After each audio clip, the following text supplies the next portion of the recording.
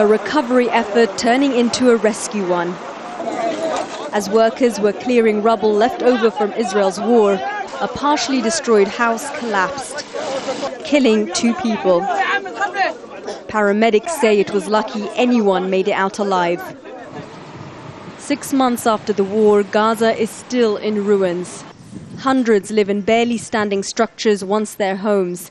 They don't have the money to rent a place, and there aren't enough tents for the thousands left homeless.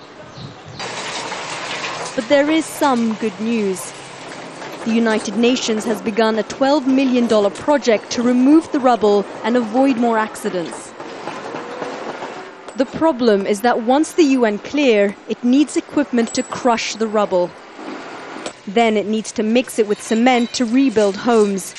As long as Israel keeps stopping the entry of machinery, spare parts and building materials into the Strip, the UN admit their hands are tied. We fully realize we can't build the houses as yet. That is what is sad. We can't, and that cannot be done until such time as the borders, or at least the restrictions on the borders, are lifted, so that we can bring in cement and work. It's a huge task. Clearing and sorting alone will take around 18 months, according to the UN. And it's not their first experience dealing with Gaza's rubble. After Israeli settlers were removed from Gaza in 2005, 400,000 tons of rubble was cleared in areas around the center part of the Strip, which is where the settlements were. It was all put here, and this is where it's remained ever since, because there's no equipment to crush it. And all of this is just 2/3 of the total amount the United Nations hope they'll be collecting under their new project. And the problems are piling up. In the south, the presence of asbestos is slowing down the clearing process. So this is one sample of asbestos, and as you see, it's kind of similar to the regular clay.